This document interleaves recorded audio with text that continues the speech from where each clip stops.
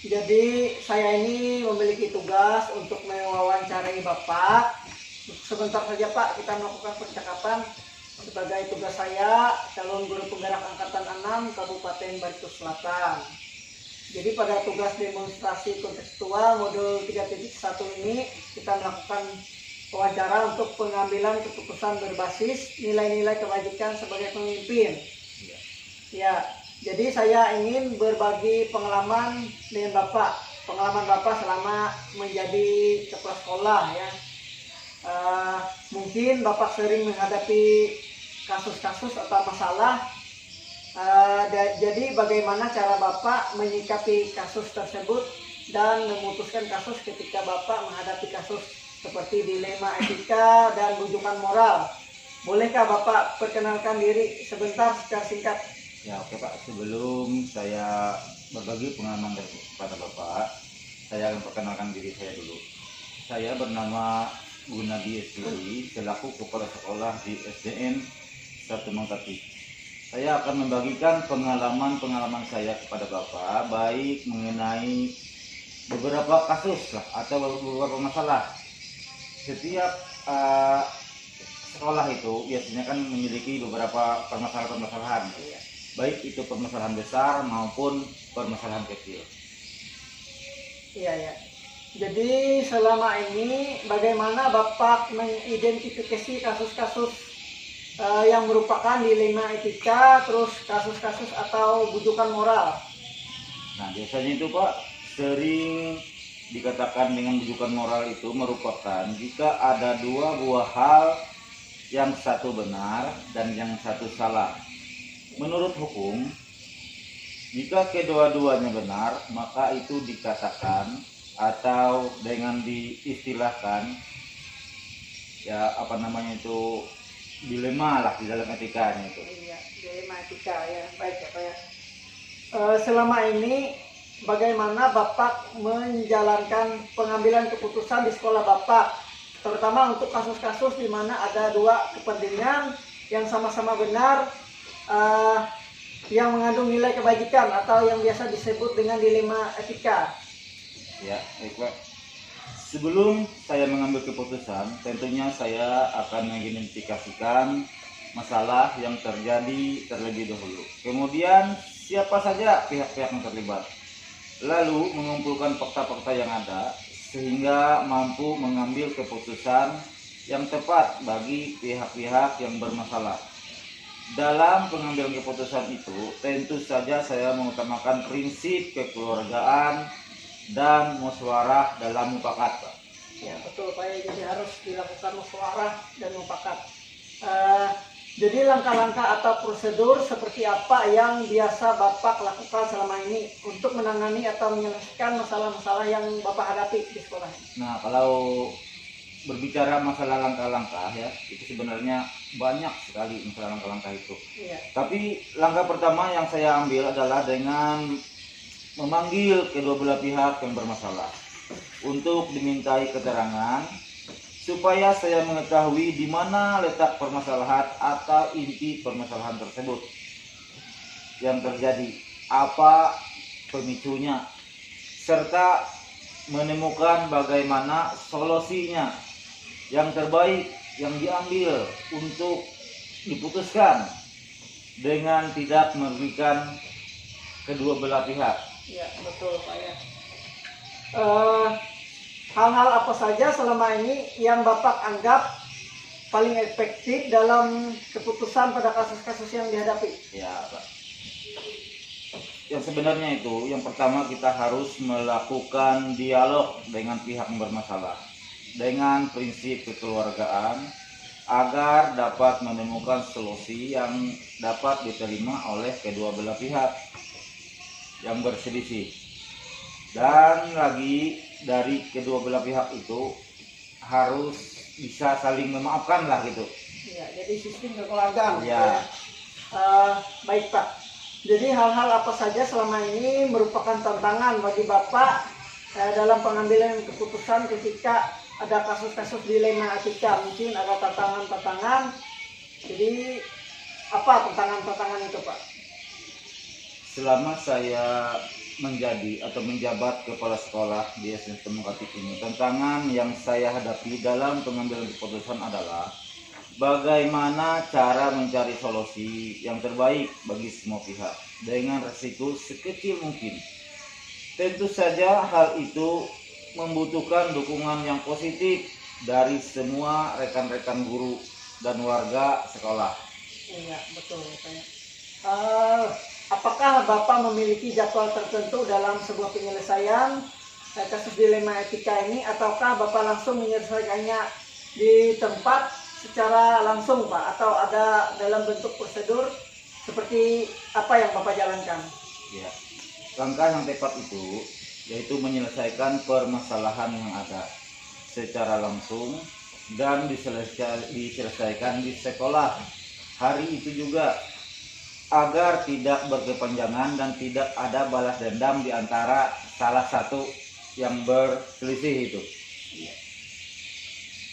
Jadi lebih cepat lebih baik ya Pak ya dalam penanganannya. Mungkin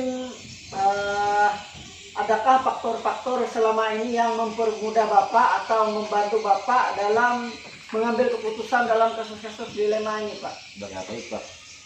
Setiap permasalahan yang ada selalu saya bawa dalam musyawarah atau rapat dewan guru agar lebih cepat menemukan solusi yang terbaik. Juga bisa berkonsultasi dengan pengawas sekolah atau komite sekolah untuk meminta saran masukan terbaik bagi permasalahan yang ada apabila tidak dapat diselesaikan oleh intern sekolah. Betul Pak ya, jadi kalau kasusnya berat dan perlu melibatkan pengawas sekolah dan komite sekolah bisa dilibatkan ya Pak ya, begitu ya. Baik Pak, dari semua hal yang telah Bapak sampaikan, pembelajaran apa yang Bapak dapat petik dari pengalaman Bapak mengambil keputusan? Sebagai pemimpin di sekolah, dalam mengambil keputusan apapun harus berdasarkan kesepakatan bersama yang dihasilkan dari musyawarah itu tadi. Iya. Serta membiasakan diri untuk bertanggung jawab atas setiap keputusan yang telah ditentukan, karena bekerja sama tim lebih ringan dalam menyelesaikan permasalahan daripada bekerja sendiri-sendiri. Selain itu, dengan komunikasi yang baik pada setiap elemen, warga sekolah juga sangat menentukan cepat lambatnya penyelesaian masalah yang ada. Ya. Betul, jadi Bapak harus menggunakan musyawarah dengan rekan guru dan juga tim, bekerja dengan tim ya, jadi tidak memutuskan untuk sendiri ya Pak ya. Iya. Ya baik Pak, terima kasih atas kerjasama Bapak, dan Bapak telah mendukung tugas-tugas saya menjadi guru penggerak. Saya ucapkan banyak terima kasih. Selamat siang Pak. Ya, selamat siang. Ya.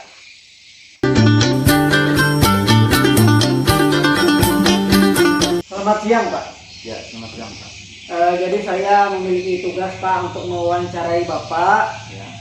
Bapak selaku kepala sekolah SDN 2 Mungkatip ya. Jadi sebagai tugas saya, calon guru penggerak angkatan 6 Kabupaten Bantul Selatan, itu pada tugas demonstrasi kontekstual modul 3.1 mengambil keputusan berbasis nilai-nilai kebajikan. Ya. Terus memimpin.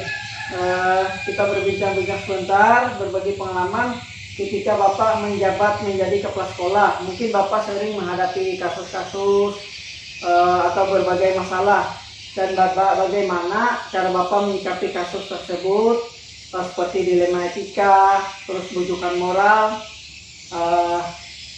Bolehkah Bapak perkenalkan diri Bapak secara singkat? Baik, terima kasih Pak Buterman. Terlebih dahulu saya perkenalkan nama saya, yaitu nama saya Muhammad Ali, Sarjana Pendidikan. Saya selaku kepala sekolah SDN 2 Mungkatip, dan pada kesempatan ini saya coba berbagi kepada Bapak, yaitu terkait dengan pengalaman ketika saya menjadi seorang kepala sekolah yang tentunya sering menghadapi kasus baik besar maupun kecil. Silakan Pak. Iya. Jadi saya ingin menanyakan ini Pak, bagaimana cara Bapak untuk mengidentifikasikan sebuah itu termasuk dalam kategori apa itu dilema etika, terus apa itu bujukan moral Pak? Oh ya. ciri-cirinya ya. Jadi ketika saya menghadapi dilema etika, yaitu kasus di mana kita dihadapkan dua pilihan, yang satunya benar dan yang satunya juga benar, atau secara moral benar lawan benar tapi bertentangan. Iya. Sedangkan rujukan moral merupakan situasi yang terjadi ketika seorang harus membuat keputusan antara benar atau salah. Seperti itu, Bang. Iya, benar lawan salah ya, rujukan moral ya. Kalau rujukan dilema etika itu benar lawan benar ya. Ya. Ya. Baik Pak, bagaimana cara Bapak untuk memutuskan sebuah permasalahan ketika Bapak permasalahan itu sama-sama benar? Ya.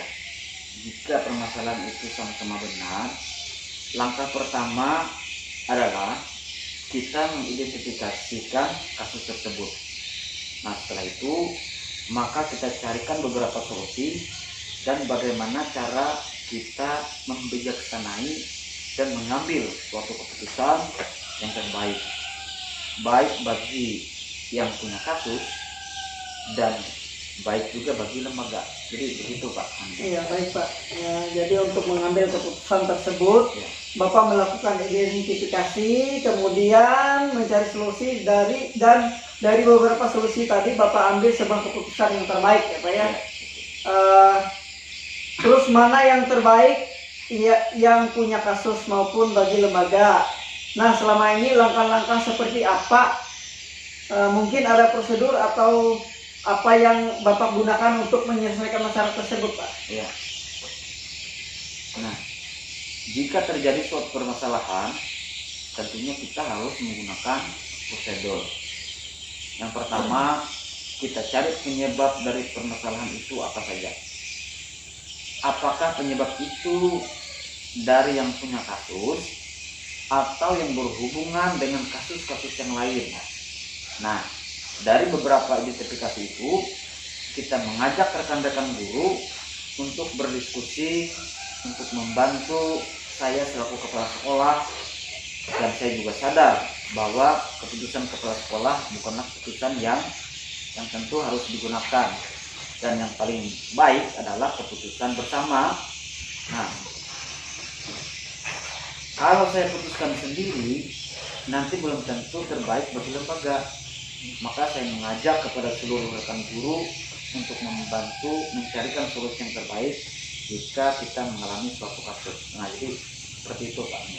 Ya, baik Pak ya. Jadi ada Bapak mengajak diskusi ya dengan rekan-rekan guru dan bermusyawarah dengan seluruh rekan guru untuk mencari keputusan yang terbaik. Ya, ini sangat bagus ya Pak. Agar nantinya keputusan apa yang diambil berarti menjadi tanggung jawab bersama ya. Ya, betul. Baik Pak, dari cara-cara tersebut, adakah yang paling efektif menurut Bapak bisa digunakan untuk menyelesaikan kasus yang paling efektif, Pak? Jadi menurut saya yang paling efektif adalah kita mengajak berdiskusi dan bermusyawarah, tentunya dari yang punya kasus. Mungkin kasus ini dilakukan oleh murid, guru, atau tenaga pendidikan. Nah, setelah yang memiliki kasus itu kita panggil, kita ajak berdiskusi apa penyebabnya dan mengapa sampai berbuat seperti itu. Alasannya apa? Setelah kita mengetahui alasan-alasan atau penyebabnya, maka mengapa ia sampai melakukan itu, kita mencari solusi bersama. Dari berbagai alternatif pemecahan masalah kita, mengambil keputusan yang terbaik bagi yang punya kasus atau untuk lembaga agar sama-sama tidak ada yang dirugikan. Nah, seperti itu. Baik Pak. Hal apa yang mungkin menjadi tantangan untuk menyelesaikan kasus-kasus tersebut, Pak? Mungkin ada suatu kasus yang sulit untuk dipecahkan. Seperti apa tantangan itu, Pak?